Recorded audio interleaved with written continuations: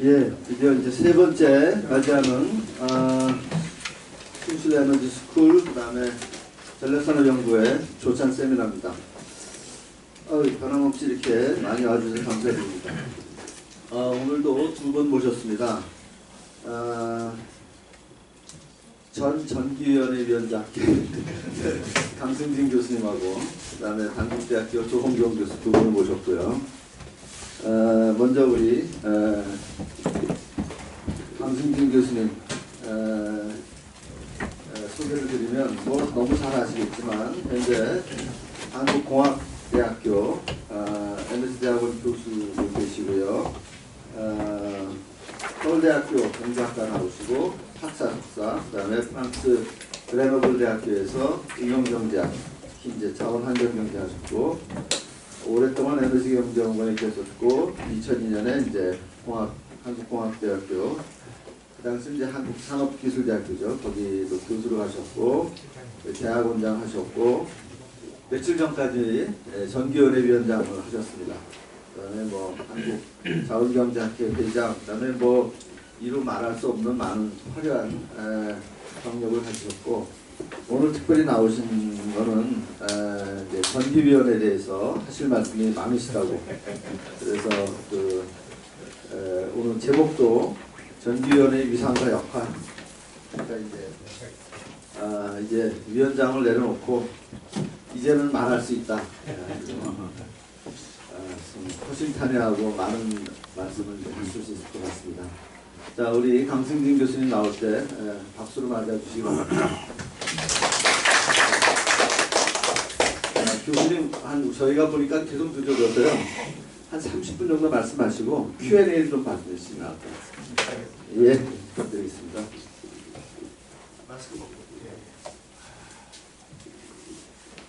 네, 방금 소개받은 강승진입니다. 가끔 한 번씩 1년에 한 번씩 온 거죠. 세 번째 여기 와서 갔던데 이번만 주제가 다릅니다. 지난번은 거의 비슷한 주제를 했고 뭐 할까 고민하다가 교수님께서 전기연회 얘기 좀 해달라고 해서 했는데 사실 전기연회 하면서 뭐 여기 내용 다 아시다시피 또 공직이 맡은 파트타임 비상근 공직 이상한 자리가 있어서 처관급이라고 그러지만 감투만하고 별로 실권이 별로 없는 그런 자리였는데 그래도 제가 업무상 취득한 비밀을 유지 사양을 했기 때문에 함부로 말을 못하고 자료에는 별로 내용을 쓰지 못했습니다. 저는 또 여러분 질문 궁금하신 사항이면 솔직히 말씀드리겠습니다.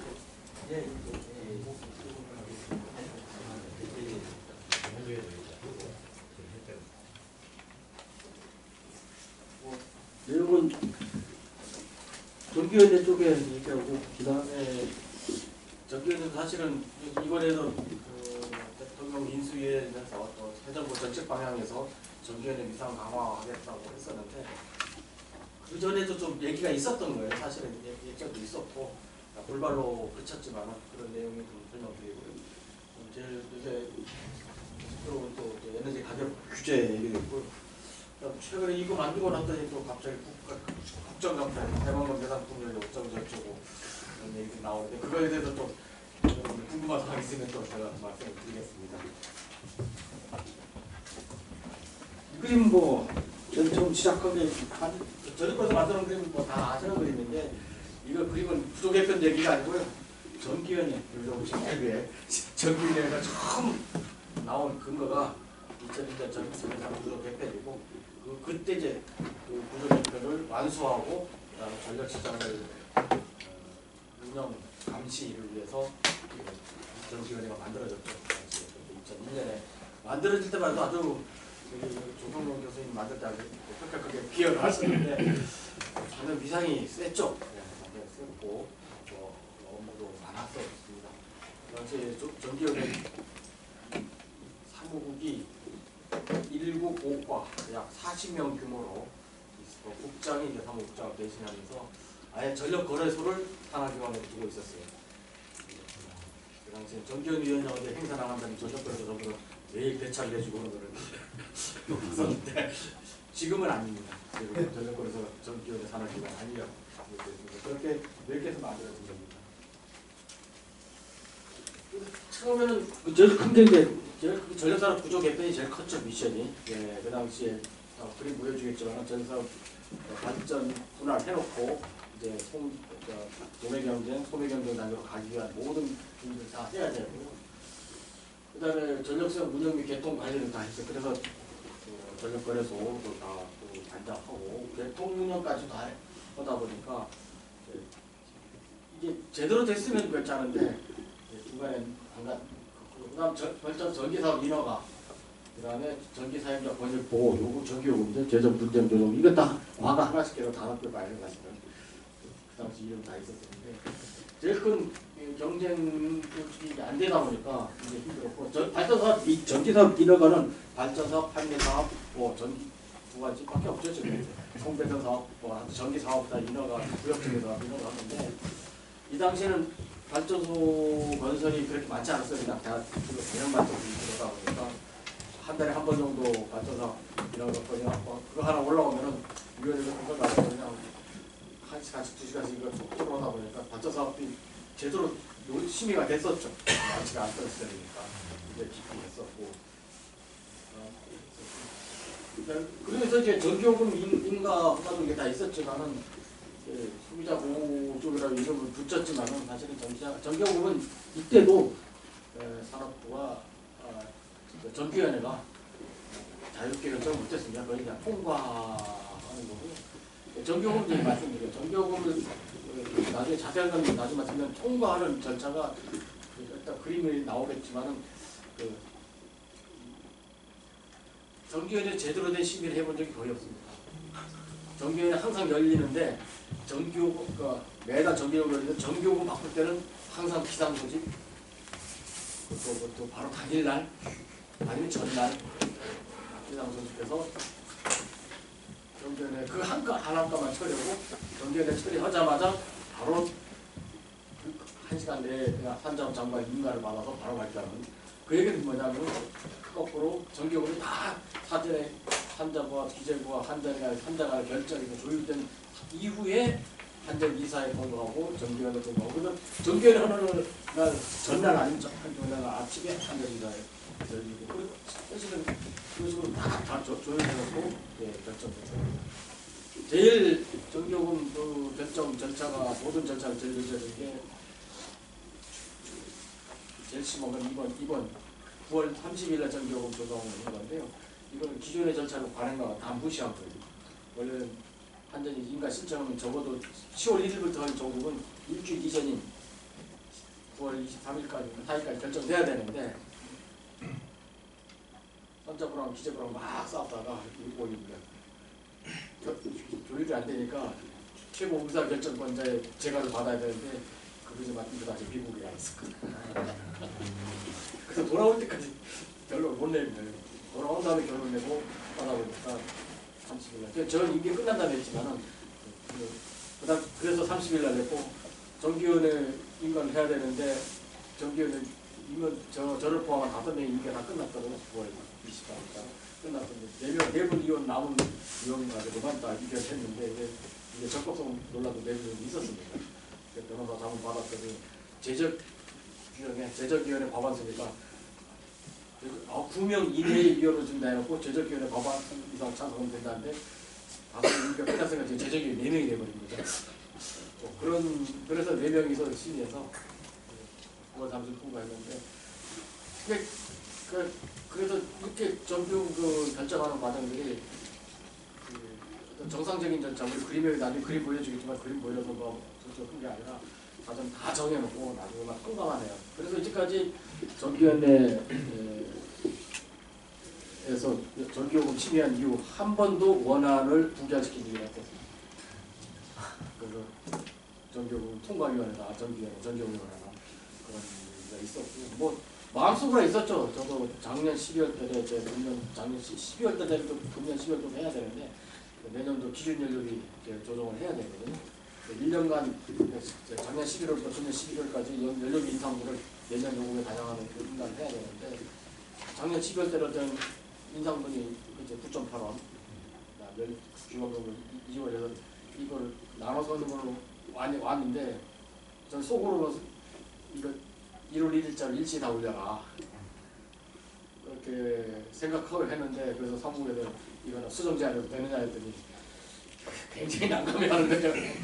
수정 제한하게 되면 원안과 수정 제한안이 둘 중 하나 깨지게 되는 거고 만약에 수정 제한안이 위원장 수정 제한안이 할 수는 있어요. 받아들여지게 되면 산정부 장관 인가할 때 그걸 뒤집어 버릴 수 있는데 그럼 정기위원회 완전히 이제 깨지는 거고 그럼 정기위원회 저는 선택까지 나오는 결론이 돼서 참마 달라 해서 수정 제한 안 했었습니다. 그러다 보니까 한 번도 정기요금을 건드리지 못했다. 그런 말씀드리겠습니다. 이제 구조개편 여러분 잘 알다시피 매일 나오는 그림인데 다시 썼어요. 전기회가 왜 힘이 없어졌냐 이때부터 중단이고요. 딱 만들어진 3년 만에 중단해버리니까 전력산업 구조개편에 동인이 없었어요. 그러니까 전기위원회 가장 큰 임무 중에 하나가 전력산업 구조개편 계속 추진인데 구조개편 안 하겠다 해버렸으니까 이제 전기위원회 할 일이 없어져 버렸어요. 없어졌는데도 전기위원회는 계속 만들어져 있었어요. 그래서 이 문제는 이제 어제 잠깐 논의했잖아요. 이 CBP 시장은 2단계라면 양방향 가격 경쟁하겠다 했거든요. 양방 입장에 가격 경쟁하겠다는 거는 구조개편 안 되는 바람에 1단계 임시로 3년만 동안 하기로 했던 CBP 시장이 그냥 계속 20년간 유지되는 아주 세상은 바뀌는데 이 전력시장은 안 바뀌는 아주 이상한 그 형태가 유지됐던 거고 시장도 안 바뀔 뿐만 아니라 전기위원회도 이 단계에 안 바뀌었어요. 안 바뀌면서 어떤 일이 벌어졌냐면은 제가 2006년 7년 그때 산업통상자원부 그때 산업자원부 자체평가위원회 위원 평가를 하면서 그 산업부 각 국별 실적 평가를 하는데 내부 평가 있고 외부 평가인데 저는 외부 평가를 에너지 분야 전국에다 평가를 하는데 전기위원회 평가는 매일 꼴찌예요. 2000년 이후에 왜냐하면 전기위원회 미션이 전기산업 부족했던 완수인데 이게 여기서부터 하나도 지금 안 나가니까 뭐 계획은 해마다 나오는데 결론은 하나도 진행 못하니까 야 이러다 전기위원회 없어지겠구나 그때부터 느꼈어요. 그리고 40명씩 있어도 일을 못하니까 그때 전력시장 운영하고 아저다 민어가 건밖에 일을 못하고 있으니까 이제 그런 그 전기위원회가 굉장히 어려웠던 시절에 그래서 매일 평가에서 꼴찌 예상 나오면 또 각 담당 19개도 국장들하고 수석과장이 와서 집회를 하는데 우리가 못해서 아니라 이거는 외적 요인에서 부족했던 못한 건데 이거를 같이 점수에 반영하면 어떨까 그렇게 하소연을 했었는데 동료의 그 당시에 전기위원회에 계셨던 분들은 굉장히 힘들었어요. 그리고 이제 전력사립은 또 관리감독관은 전력거래소는 이제 전기위원회가 관리감독했지만은 한전 자회사들의 관리감독부는 이원화됐어요. 전기위원회 위원장은 다섯하고 또 본부의 전력산업과 그다음에 그 에너지 산업국장께서 감독부가 이 중에 이제 관리감독부는 좀 혼재돼 있었죠. 위원장 비상근 상임위원 1인 에너지산업 7인 이내 이렇게 9인으로 되어 있는데 전부 산업통상자원부 장관의 죄청에 의해서 대통령이 임명하게 되어 있고 혁시장은 위원장은 차관급이라고 하고 위원은 1급 실장급이에요. 왜냐하면 현직 에너지자원 실장이 이제 위원으로 들어가 있으니까 이렇게 있고 위원장 주거시에는 상임위원이 이제 대행하도록 돼 있었습니다.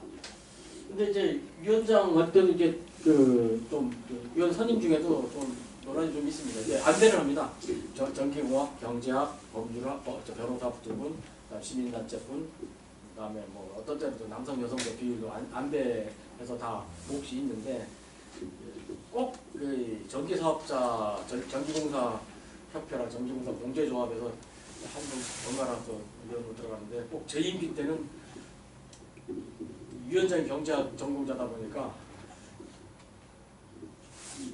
원래는 위원장 외에 전기공학 한 분, 경제학 한 분 하셨는데 경제학 몫이 빠져버리고 전기사업자, 전기공사 사업자는 아니죠. 전기공사협회 회장과 전기공사 공제조합 비서장이 두 분이 들어가는. 왜 들어가냐 그 말이 좀 많아. 나름 그쪽에서는 또 상당히 전기공사 협회 그쪽 분들은 위원회에서 로비를 많이 하더라고요.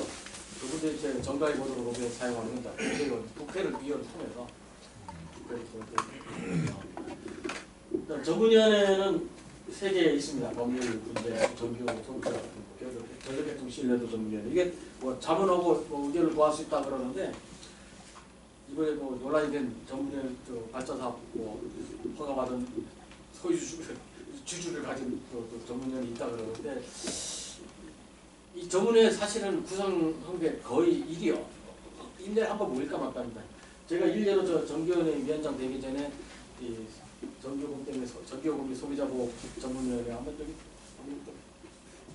저기 있을 텐데 일부가 매번 있을 텐데 제가 위원 받았고 3년 동안 있었는데 3년 동안 딱 한 번 모였어요. 그러니까 전기요금 결정할 때도 인가 할 때도 여기 거치지 않습니다.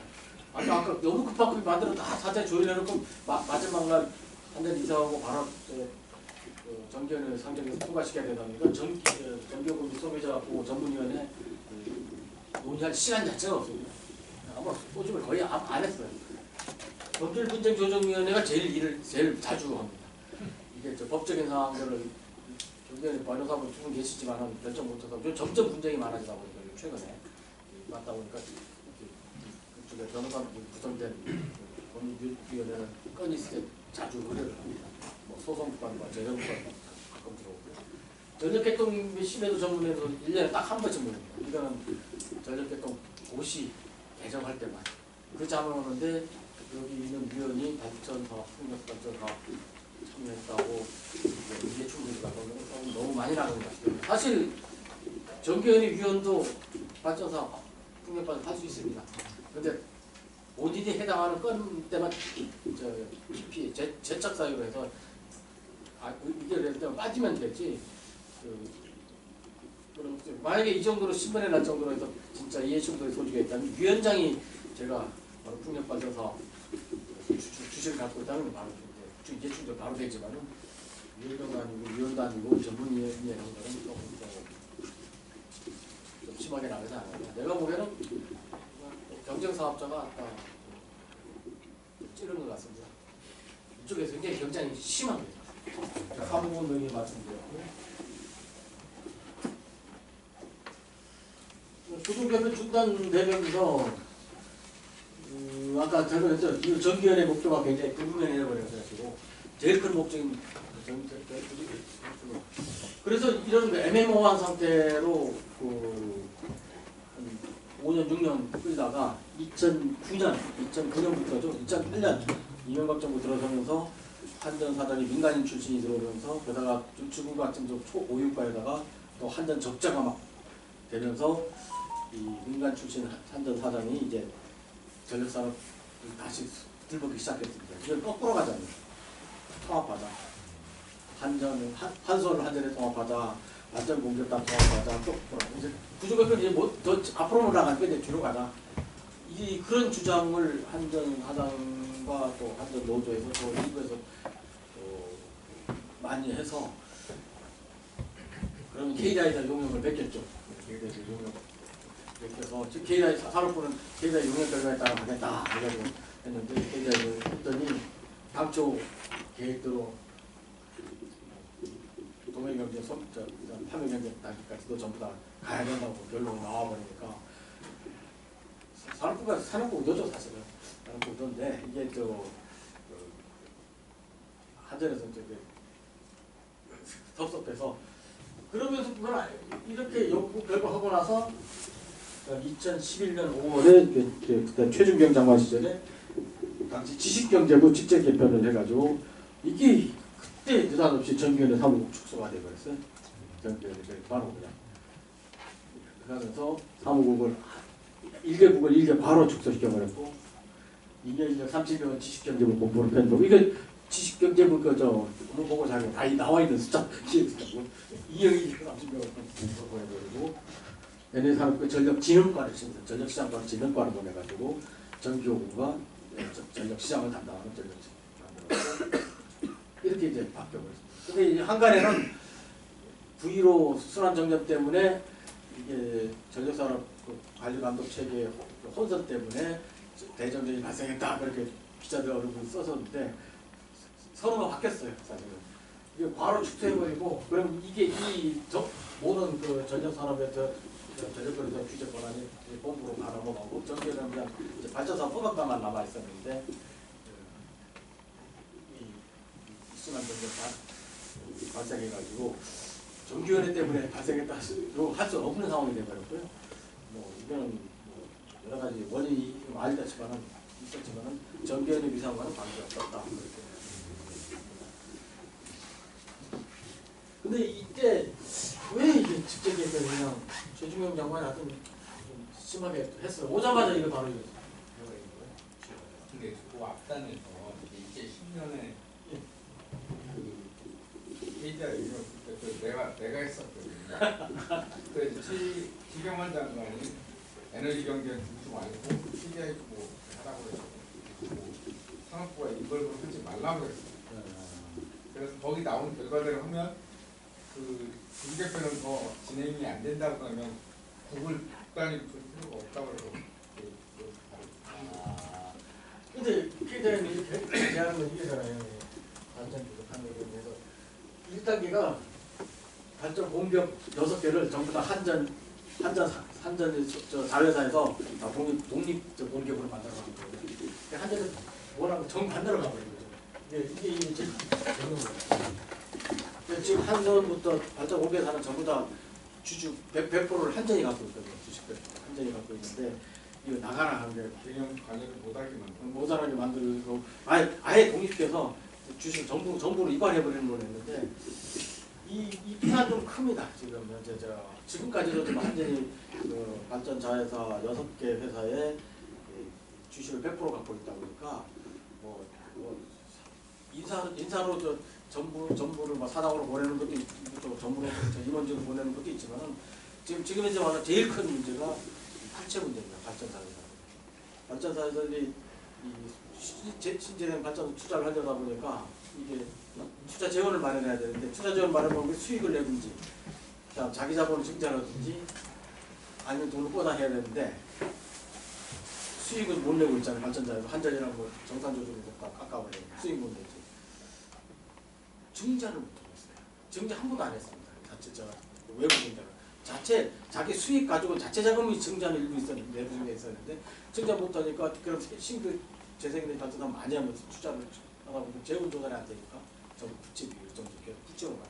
좀 최근에 와서 재생에너지 발전사 부채로 가면 점점 한전 본사뿐만 아니라 좀 자회사들도 점점 부채가 많아지고 우리나라는 100% 자회사 체제가 증자 시켜줘야 되는데 증자를 못 시키는 게 굉장히 크다. 그래서 뭐 외부 증자를 못하면 이제 수익을 내서 그 수익으로 계속 증자로 투자 재원을 만들어야 되는데 이 투자 재원을 마련해서 완전 서스테인을 하지 못한 그런 이 말은 이렇게 됐는데 이거 안 되겠어요. 이거 한전이 반대하는데 이거 모든 그림이 한전 쪽에 있는 것밖에 안 되니까 한전 송전 쪽이고 대전 쪽이고 그렇게 이제 문제가 있었습니다. 그 다음에 이 다음에 이 그림 이후에 또 한 번 또 있었죠. 적진 않았는데 나중에 이거 만들어 보내는 거라서 자꾸 주시다 보니까 또 하나 빼뜨린 게 있었는데 2016년 4월은 그 일본의 전력산업 판매 개방이 됐죠. 그러니까 판매 개방이라는데 민간 사업도 전기 사업에 할 수 있게 거기에 물론 그 몇 년 전부터 계획이 되어 있지만 판매 개방이 실시된 게 2004년 4월에 시작되면서 우리나라에서 상당히 많은 사업자들이 그 전기 판매하고 싶다 하는 의사들이 많아가지고 그때 당시 주영환 장관 주재로 해서 에너지 신산업부 발전 전략 그래서 그때 전기분과 맞춰서 민간 기업체도 연사업부들이 의견을 만들어서 판매 개방에 대한 논의를 했어요. 일본이 판매 개방되니까 우리도 하자. 그래서 그 당시에 제일 전기 판매 사업에 관심 많았던 포스코 ICT, 그다음에 KT, 그다음에 또 몇 개 회사들이 그 사람들을 계속적으로 막 했었는데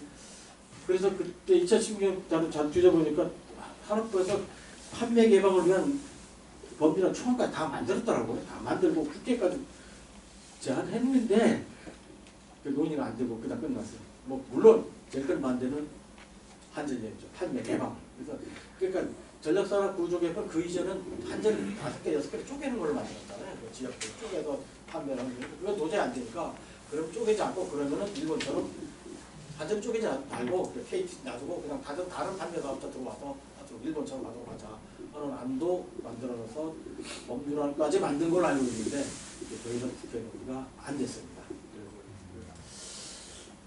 자, 그러면 이제 지금 에너지 규제는 지금 현재 에너지 규제는 전체 전기산업 규제는 산업통상 자원부 장관으로 다 하고 아까 다 설명드렸죠. 뭐 정책 수립, 집행, 에너지 관련 규제 업무, 그다음 발전 회사에 대한 그 감독, 컨트롤 감독 이런 것들이 이제 많이 나오고 가격 주가에서 설명드렸던 것들은 좀 다시 설명드리고 그래서 전기연에서 이제 지금 현재는 어떻게 되느냐 전기연 사무부에 일개과에 8명이고 비서 담당하는 여직원까지 다 포함해 8명인데 지금 제일 많이 하는 게 전기연의 업무는 발전사업 민원과입니다. 전기연이 만들어진 당시에는 발전사업 민원과를 한 달에 한 건 했다고 했잖아요. 제가 전기연 위원장 딱 취임하고 났더니 2달간 앞에 전임자가 물러난 지 2달 이후에 취임에 들어가 갔다 왔더니 석 달 동안 밀린 전기사업부가 올라온 게 50건. 한 달에 50건을 처리합니다. 이거 무슨 말입니까? 그러니까 전속심이 제대로 된 심이 안 된다는 이유가 여기에 있는 거죠. 또 들어가서 보더니 그 이전까지는 발전사업 전기연 위원 8명 중에 이는 한 명이 이거 전체를 했었다는 거예요. 전체 사전심이 심의를 한다면.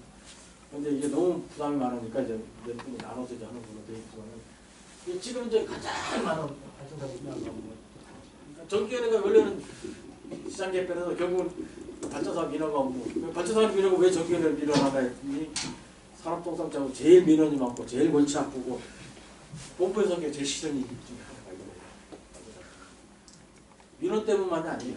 발전사업 사업자들은 굉장히 심각하죠. 이 돈이 엄청나게 걸려있는 거니까.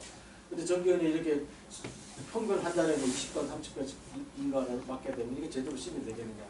사무국 직원이 한 5명이 이거 담당 나눠서 하더라도 뭐 현장 실사를 보수하고 서류만 보는데 뭐 모든 일이 여기만 나타나는 거예요. 이제 신재생에너지 발전이 많아져서 그런 거죠, 사실은. 제가 3년 동안 한 게 이제 기록 하나 세웠다고 그래서 사무국에서 홍보자를 할까요? 도서를 내지 말라, 홍보하지 말라, 부끄럽다 했는데 뭐라 했냐면 제가 기록 세운 게 3년 동안 전기 발전 사업 허가를 제일 많이 내준 위원장이 됐습니다. 모르겠어요. 안 돼봤는데 아마 300개 되지 않았을 거예요. 300개 이상 됐을 건데 그렇게 그랬는데 이제 발전 사업의 인하가 이게 그 사업자들 이해관계에 있다 보니까 로비가 굉장히 심해서 발전 사업자들은 안 받겠다고 심지어 추석 선물까지 오면 다 돌려보내고 집 주소 안 가르쳐 주니까 학교를 보내는 것도 꼭 막 다 돌려보내고 그랬더니 소문났더니 아예 발전 안 받고 오피치타 소리 막 들었는데 나 돈 받친다 그러니까 그래 그런 얘기도 있었는데 뭐 이건 뭐 여담이고요. 제일 골치 아픈 거는 이제 이 발전사업 사무부에서 제일 힘든 거는 이제 두 가지입니다. 하나는 소송, 인허가 문제에서 바로 발전사업 불어가 떨어지는 순간 바로 소송이 들어오면 사무국 직원들이 또 소송을 하고 공무원들 소송을 하면 당사자 되고 나면은 본인 업무 절반 업무 시간의 절반을 이 소송 업무 뺏겨버리니까 일을 못한다는 거다. 굉장히 사무국 직원들이 겁나요. 제가 나올 때까지 그 소송 및 법률 관련 그 행정절차법에 따라 분쟁 행정소송 전에도 있어요. 저 분쟁 전 행정절차법에 따른 분쟁 조정 주정 그 다음에 소송 두 가지가 있는데 그런 식으로 걸리게 8건인가 7건 8건 있었는데 이게 사무국직원들이 제일 오래돼요. 첫째가 제일 힘든 거예요. 그다음 둘째가 제일 힘든 게 이제 국회의원이 뒤통수 치는 것들이 제일 싫습니다. 국회의원들이 사무국에다 위원장한테 딱 한 번 국회의원 발전하고 허가 안 했다고 보좌관이 전화 왔길래 끝까지 30분 동안 싸웠어요. 안 지고 났더니 꼴통위원장이라고 소문났더니 다음부터 전화 안 오더라고. 근데 위원장이 뭐 그런 식으로 물리치고 났더니 그 다음 뭐 어떤 후폭풍이 불려나면 이제 전부 다 사무국 직원들한테 그냥 괴롭히더라고요. 원해라. 그 애들이 사무국 공무원 못 괴롭히는 가장 전형님하고 다 쓰고 더 나쁜 경우는 민간사업자들이 국회의원 통해서 로비해서 국회의원이 힘센 국회의원은 장관 차관을 전화하고 조금 약한 국회의원은 실장, 국장한테 전화해서 완전히 저정적인 공무원 뒤통수 치는 거예요. 그러니까 저기에 사무국이 독립돼야 되는 이유가 거기 있는데 하나도 산하로 있다 보니까 이게 과장 사무관들이 본부에 장관, 차관, 국장 장관에 직접 전화할 수는 없겠지만은 장관실에 전화하고 실장 치는 국회에 또 그렇죠 얘기하면은 또 실무자는 전달되면 실무자들이 이게 또 두 번째 문제죠. 이 발전사업 허가 내는 의견을 내는 과정에서 사무국들이 정기회 위원들이 대부분 사무국에서 사정 검토한 의견을 거의 다 존중해 줍니다. 거의 뒤집는 경우는 많지는 않아요. 제가 몇 개 뒤집기도 했지만은 많지는 않은데 이분들이 이런 소송에 대한 부담과 그다음에 국회를 통한 그러니까 사업자 다 알아요. 이제 국회 동안 오면 된다. 도망가고 심하게 그러니까 굉장히 좀 안 좋게 갖고 그런 게 있습니다. 그다음 뭐 전력시장 관련 전력시장 운영 규칙인가 뭐 운영 실적이고 이거 거의 통과입니다. 이거 전력시장 운영 규칙이 두꺼운 거 전력거래소 규칙 제정위원회 만들어 놓은 거 뭐 어떻게 다 일일이 보겠습니까? 전력시장 운영 규칙이 몇 페이지 아니면 1000페이지가 넘습니다. 그다음 비용평가위원 운영세칙, 그다음 기술평가위원 위원세칙 합치면 1500페이지 되는 방대한 자료가 되버리고 전력시장 운영 규칙이 이제 앞으로 큰 문제가 될 수 있습니다. 지금처럼 뭐 민간발전 사업자 한전 뭐 담당자도 이거 다 아는 사람 아무도 없다고. 이거만 20년 선언한다고 물어봐도 왜 그러다 보니까 어떤 문제가 발생했느냐 자꾸 이제 정기원에서 비용평가위원회 그 전에 했었는데 지적단경을 하면은 이 시장 규칙 개정의 전력시장 운영 규칙 일관성이 앞뒤가 안 맞는 걸 봤습니다. 왜 앞뒤 안 맞으면 이게 뭐냐 개정을 하거나 새로 만들 때 담당자는 담당과 자기 챕터만 개정을 만들고 다른 사람들이 자기 챕터만 만들고 만들다 보니까 이거 전체를 쫙 읽어보면은 용어가 이 통일이 안 되는 거구나. 표현법이 통일이 안 되는 거구나. 왜냐하면 담당은 자기 것만 만드는 거야. 그러니까 처음 만들 때 통일 일관성이 만들었지만은 20년 지나면서 그냥 담당자를 개고 개정하고 그리고 이제 전력거래소를 한전이라다 이거 초창기 이거 시장운영 규칙을 다 아는 분들이 이제 다 퇴직해 버리면 그 전체를 컨트롤하는 것도 사실은 복잡해요. 근데 전력시장 운영 규칙이 이렇게 그것도 되는가? 다른 나라는 어때요? 일본, 미국.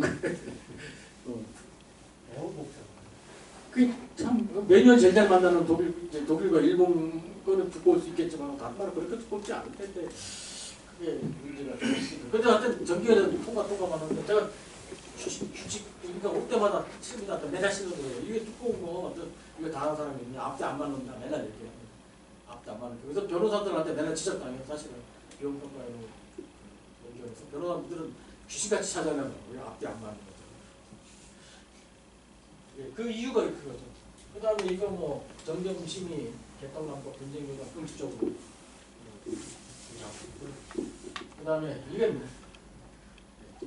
정기현의 모든 결정은 산업통상자원부 장관 등으로 발표합니다. 그래서 이거는 말 많아서 새만금 풍력사업 인가권도 이거 산업부 장관이 인가를 안 한 걸로 안 했습니다. 이 정기현에서 침이 고리시켰어요. 새만금 풍력에 민원이 들어와가지고 계약서 내용이 다 모든 중요한 사항 다 지워버려서 내가 모르니까 우리 좀 사실관계 파악을 해서 심의한다 해서 통과 안 시켜놨는데 산업부 그것 때문에 살았어요. 통과시켜서 큰일 날 뻔했어요. 그 새만금 풍력은 인가를 안 받은 상태에서 거래 항목으로 돼서 산업부가 그걸 취소했어요. 인가를 안 받아들이고 인가를 거부하는 순간 이건 주식 취득 결액이 무효가 될 수 있어요. 더 심하게 불법이 있으면 그 발전사업 자체를 허가를 취소할 수도 있습니다. 인가 안 받았기 때문에 산업부에서 저도 좀 마지막 날 그 결정한 건데 운이 좋았다고 할까요? 사실 민원이 있었던 거고요.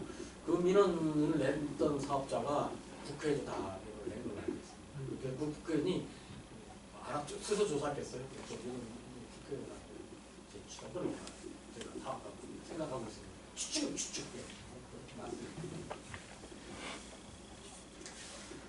그런데 이제 2017년 6월에 정기위원회 독립할 수 있는 법안이 발의됐습니다. 이번에 뭐 뉴스에서 나온 내용과 비슷합니다. 지금 뭐 공유학교는 12지 발의했고요. 정기위원회는 산업부 소속에서 대통령 소속 위반하자 그러고 위원장은 장관급, 위원은 차관급, 위원장은 5명 대통령이 임명하면 국회에서 추천하자. 그 다음에 정기위원회 독립소관사무소 설치하고 모든 정기위원회 주요 결정의 처분은 정기위원회 이걸 결정하도록 하고 정기위원회로 공개는 이제 이런 내용을 한 그 정기사업법 개정안이 이제 발의가 됐고 국회 상임위 법률 심의위에서 다 논의가 됐었습니다. 그래서 입법 예고를 했더니 온라인 등록하는데 207명이 의견을 냈더라고요. 누가 했느냐 대충 감사합니다. 직원들이랑 잘안 산업부 결론은 그래서 법률상 논의할 때 얘기하는 결론은 수용 곤란하다. 전력정책 관리감독 기능과 전력정책과 관리감독 기능 분리시 전력적으로 같은 정책 주인이 어렵다. 이게 그에도 반대 사회선을 또 정말 저거 꼭 입법 청문회 때 차관인가 그 당시 전력국장이 가서 또 국회의원 이 질의를 다 했었는데 산업부에서 반대하니까 그냥 의원님 몇 번 오다 그냥 덮어버리고 이게 끝나니까 이제 자동 폐기됐는데 근데 왜 말로만 할게요. 왜 느닷없이 이 법이 나왔을까요? 산업부에서 발의한 것이 만든 게 아니고 국회의원을 하도록 부추긴 사람이 있는 것입니다. 바로 전임 위원장께서 유난히 국회를 자주 가셨고요. 정기위원회와 국회 사무총장이 이제 연석회의를 자주 했고 그때 전력부도 비용평가 위원장 자격으로 이제 거기 이제 회의에 자주 했고 거기서 밥 먹으면 항상 식사하고 하는 얘기 나오는데 제가 이런 얘기 나오는 얘기 많이 인기했었고 그래서 전임위원회에서 굉장히 이 국회의원들한테 이렇게 임명을 해서 아주 했던 걸로 알고 있고 그럼 이제 우리나라 상황에서 이런 일이 벌어지면 이쪽이 부탁하잖아요. 전위원회와 지금 산업부는 상당히 이제 껄끄러운 상태에서 이거 나온 지 2년간 더 했죠. 2019년까지 이제 일을 했었으니까 요 문제 가지고는 좀 서먹서먹했던 걸로 알고 있고 제가 위원장 되자마자 사무국에서 이 관련 자료를 저한테 딱 보고 말하더라고요. 뭘 의미하는 거냐고 물어보고 지 않았어요. 동기부여하지 마세요. 그런 뜻을 알아들었습니다.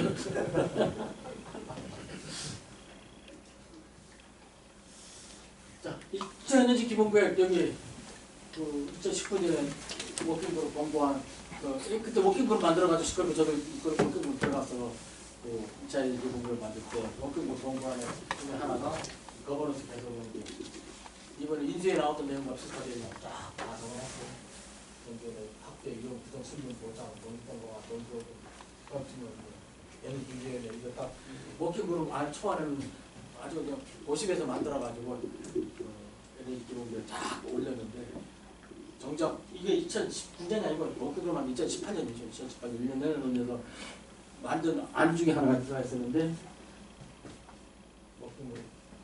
공부는 있었지만 에너지 기본구역 정부가 만든 에너지 기본구역은 빠져 있습니다. 이미 꼼짝을 빠졌습니다.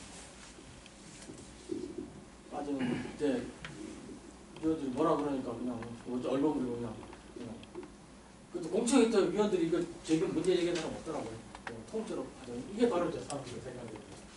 이 내용들이 통째로 빠져. 그다음에 국제에너지 IEA에서 이렇게 또 공고사항 맨날 내가 이용해먹는데 에너지 폴리시 리뷰에서 세 번, 그러니까 2007년, 2012년, 2020년 세 번 했는데 세 번 다 유사한 내용입니다. 연료시장 제기되는 그 다음에 소금 문제는 해라. 그 다음에 전기의 위상 강화해라. 이게 계속 나옵니다. 근데 지금은 이제 남일시장 시치가서 보조서비스는 지금 좀 하겠다고 어제 저녁 사람이고 그래서 자원경제의 세미나에서 얘기 나왔지만은 근데 또 하나가 저녁 도민시장에서 저녁 되게 대량 소비자 직구매 활성화해라. 지금 제도사는 가능하게 되어 있습니다. 30메가와트 이상의 설비를 가진 사업자는 전력 거래소에서 직접 전기를 구매할 수 있도록 있습니다. 할 수는 있는데 그 300 이상 되는 회사들이 숫자가 한 300개나 정도 된다는 거예요. 할 수 있는데 한 회사도 없어요. 왜? 한대를 직접 구매할 수 있는데 풀어나는데 왜 전기 많이 쓰는 회사들 왜 이게 안 하느냐? 검토 안 해서 안 하는 게 아니고 검토 다 해봤죠. 아마 현대제철 같은 데 옛날에 용광로 기계를 엄청난 검토를 알고 있는데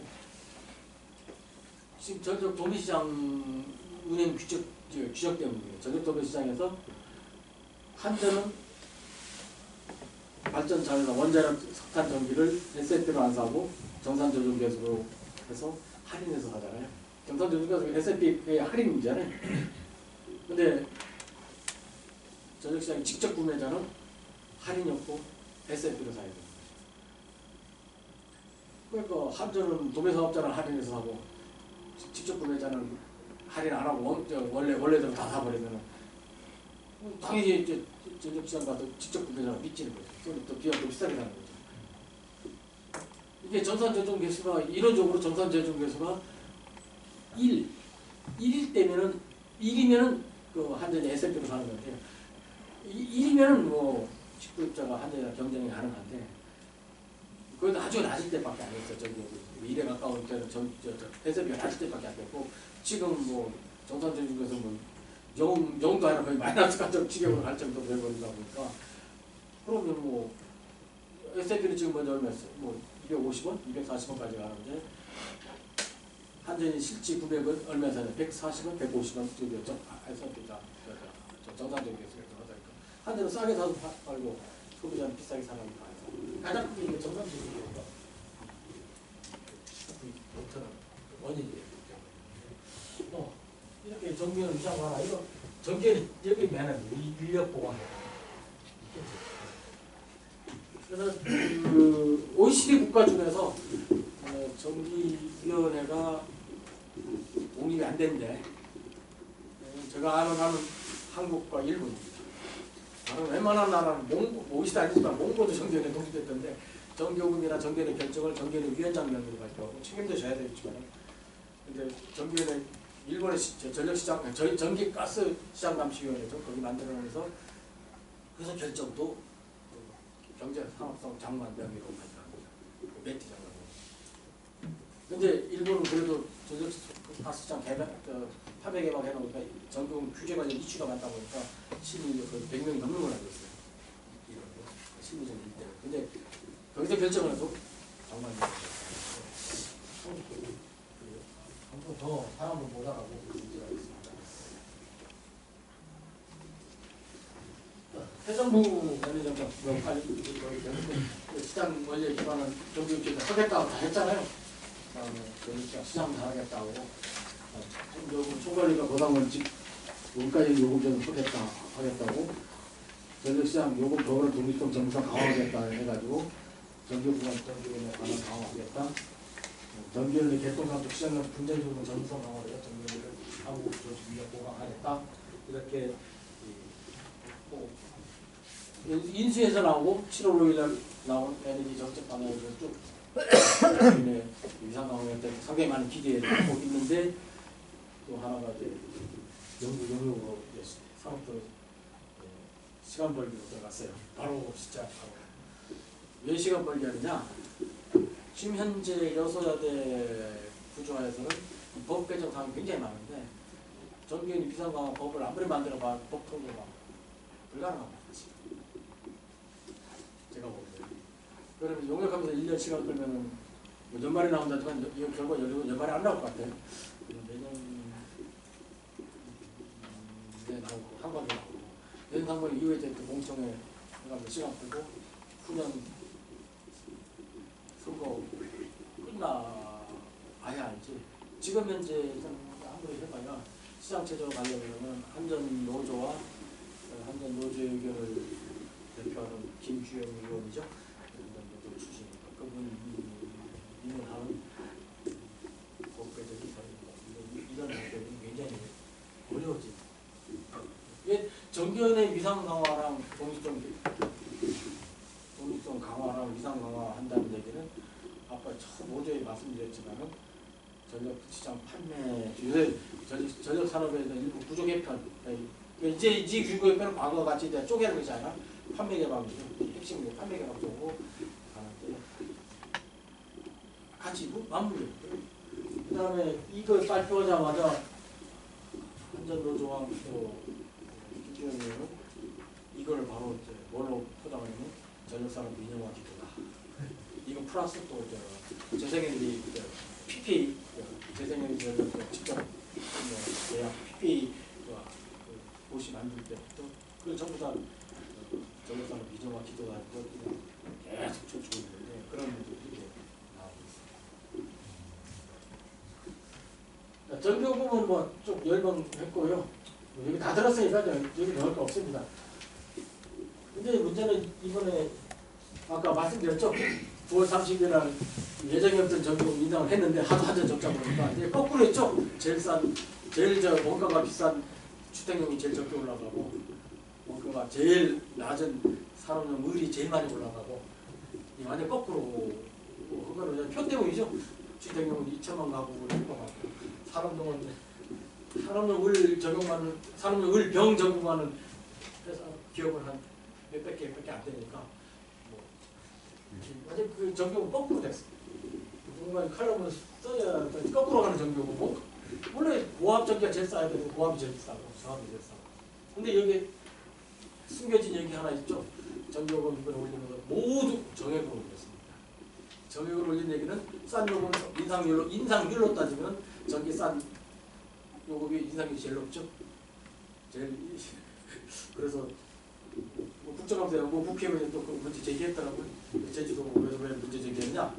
제주도가 우리나라 농사용 비율이 제일 높습니다. 제주도 전체 전력 소비의 28%가 농사용. 그걸 다 꽝꽝 양식장에서 있는 문제인데 이게 정액으로 팍팍 올리니까 인상률 79%가 못 오자는데 그것도 숫자 계산 틀렸어요. 맞아요. 그것도 못 오자는데 인상률로 따지면 농사용이 제일 높죠. 심야전기가 또 두 번째로 높죠. 인상률로. 근데 그게 오히려 제대로 가는 바람직한 방향에서 저는 사전에 알고 있어도 딱 담아놨었는데 이렇게 국정 사람이 나오고 있어요. 자, 전교금 그냥 이렇게 한다지만은 이거는 한전 홈페이지에 그린 것이고요. 나온 거고요. 이게 심의 한 번도 안 했어요. 한전 홈페이지 그림만 나와요. 왜? 시간이 없어요. 시간이. 하루에 다 해야 돼요. 전기요금 관련 법은 이거 저는 조성님한테 말씀했지만은 이 나와 있는 건데요. 제일 문제가 이 물가 안정에 관한 법입니다. 이것 때문이거든요. 여기 주무 장관은 다른 법률을 정하는 바에 따라 승인하는 사업이나 물품의 가격도 요금을 정하거나 변경하는 경우 미리 기획적으로 작업을 하게 이게 굉장히 큰 거예요. 근데 법에는 이렇게 미리 기획적이고 장관뿐이지만 사실상은 국회도 협의해야 되고 대통령실도 협의해야 되고 이 이 관행이 바뀌지 않은 한은 전교 결정권 독립은 없습니다. 그다음 공공요금 산정 원칙에는 보면 원가를 총괄 원가를 보상 원칙에는 다 있어요. 기재부에서 만들었어요. 공공요금 원칙에. 그다음 적정 투자공도 다 해야 되는데 지금 이제 상황으로는 정규파라서 투자전 마련 못합니다. 통장 이 원칙을 다 없어서가 아니라 다 만들어 놓고도 안 지키는 이게 기재부가 만들어 놓은 거예요. 그래서 이게 아까 결론인데 뭐 말은 다 얘기했는데 이거는 어떻게 저는 매일 주장하는 게 에너지 가격 탈정치화 정규요금이 아니라 지금 우리나라는 정치요금이 되고요. 그러다 보니까 어떻게 할까 많은 전문가들이 지적하고 원칙에 대해 공감하면서 현실은 점점 이게 왜곡되는 게 이제 안타깝습니다. 예. 그래도 말은 해야 돼요. 로드맵 만들고 에너지 산업부 시장 개발 영역 계속하고 그리고 저는 이제 에너지 규제위원회에서 에너지 가격을 전기, 가스, 지역 난방, 네트워크에는 동시에 했다고 합니다. 왜 그러냐? 지금 이제 전력 시장의 S&P 폭등은 우리나라 가스 시장, 가스 공급 체계의 잘못된 원인이 굉장히 크고요. 가스 도입이 또 계획이 또 전력 수급 계획을 위해서 좌우되다 보니까 같이 해야 된다 이렇게 보고 있습니다. 그 내용은 제가 할 말은 많은데 가스 시장의 위기로 인해서 아직 이제 공개적으로 발표할 정도까지는 연구는 못 했지만 굉장히 좀 앞으로 가스의 문제가 전력 시장에 미치는 안 좋은 영향에 대해서 그래서 행동해야 되지만 합쳐서 가야 된다. 그래야 네, 감사합니다. 네, 네.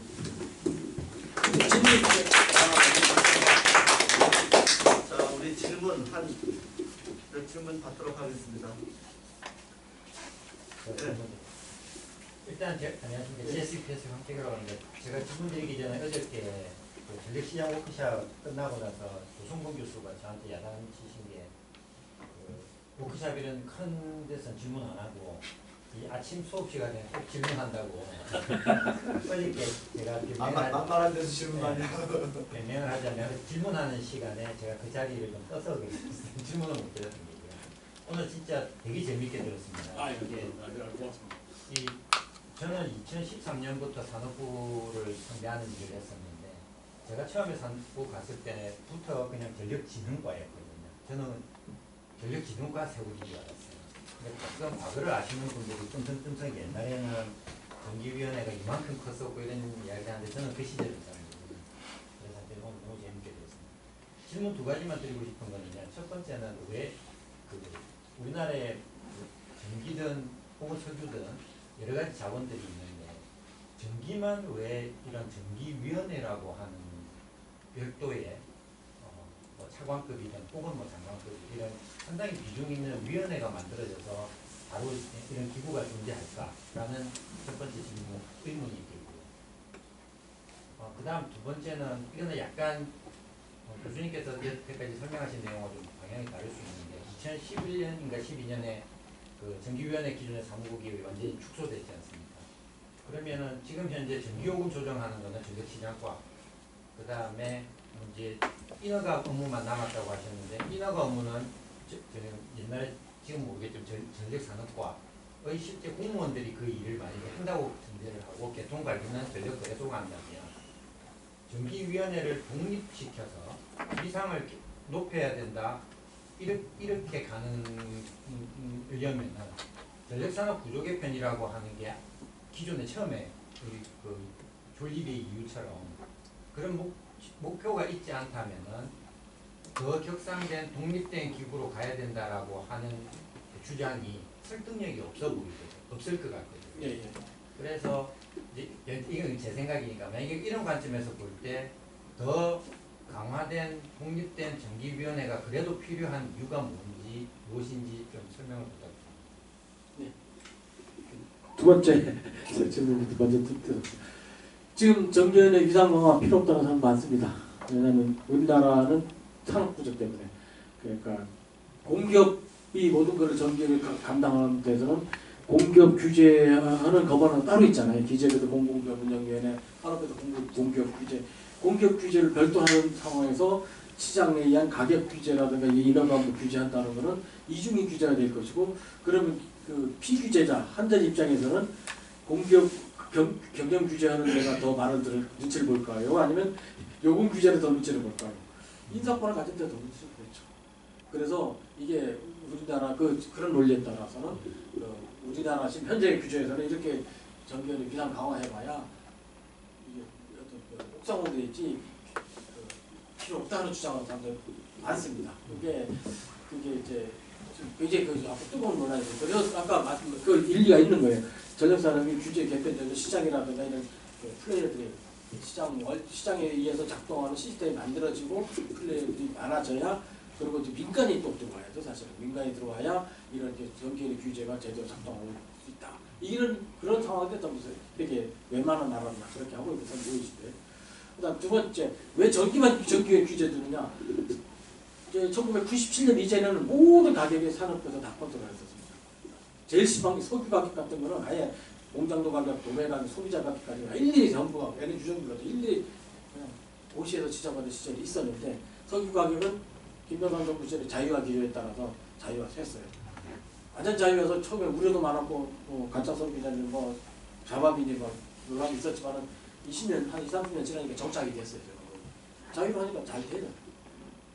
근데 전기위원회는 왜 이제 전기만 만드는? 전기위원회는 그때는 전기는 네트워크 산업이고 복잡 산업이다 보니까 이게 정부 규제가 계속 해왔는데, 전기위원회는 왜 만들었느냐? 전력산업 부족 개편하면서 만들었거든요. 왜 만들었느냐? 제가 모르겠어요. 저도 모르겠어요. 여쭤보세요. 근데 구조 개편하고 보니까 구조 개편 모든 한 나라인데 전력 규제하고 나라 다 있거든요. 미국의 민영화를 전제를 했으니까. 예, 민영화를 전제를 해서 민영화를 전제로 하고 또 이게 경쟁이잖아요. 예. 공기업이 있더라도 공기업만 규제를 하더라도 민간도 하고 경쟁 시스템이기 때문에 네. 인디펜던트한 서드파티가 규제가 있어야죠. 그런 이유로 해서 만들어졌는데 이제 진도가 안 나가다 보니까 이런 문제가 좀 있다. 그래서 아까 말씀드린 것처럼 공기업과 민간기업이 혼재된 상황에서 과연 전기요원의 위상을 강화하더라도 한전이 피규제 직원이 과연 어디 있는지를 볼 것인가. 그래서 전기요원의 위상 강화에 이제 실효성이 좀 약해지는 않냐 얘기를 하고 있습니다. 교수님, 그러면 만약에 전기위원회 위상 강화를 싫어하는 사람들이 전기위원회 위상 강화합시다 이러면은 너희들 민영화하려고 하는 그런 네. 노력을 하는 거지 라고, 그러니까 그게 바로 지금 언론에 나왔었죠. 싫어하고 그렇게 말할 근거는 충분히 있는 거네요. 근거는 있지만 정확한 표현은 아니죠. 이게 만약에 전부 한전 독점이라면 그게 맞는 말이 맞아요. 네. 한전만 있는 게 아니라 여러 개가 있기 때문에 전기위원회가 있어요. 네, 또 다음.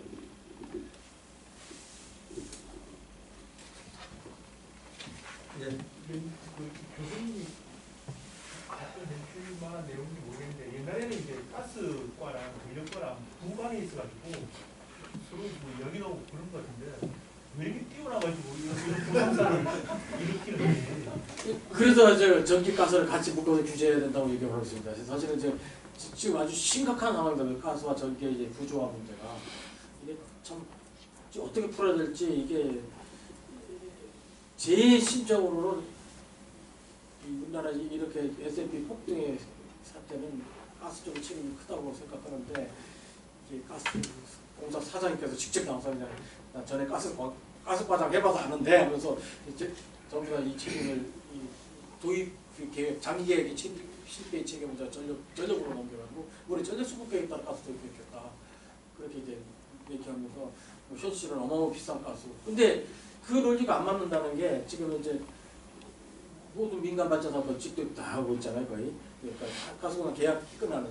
좀 최근에 들어보시면 발전 공격도 가스공사 도입 계획가 끝나는 모든 발전 공격으로 좀 직도입하고 검토하고 있다. 이런 거 보면은 지금 가스공사의 어떤 고객이 다 뺏긴 고객 이탈이잖아요. 고객 이탈이 결과로 나타나는 거 보면은 이거는 가스공사의 어떤 고객 확보 전략이 가격 정책이 실패한 거 아니냐. 이건 좀 근본적으로 한번 다시 한번 짚어봐야 됩니다.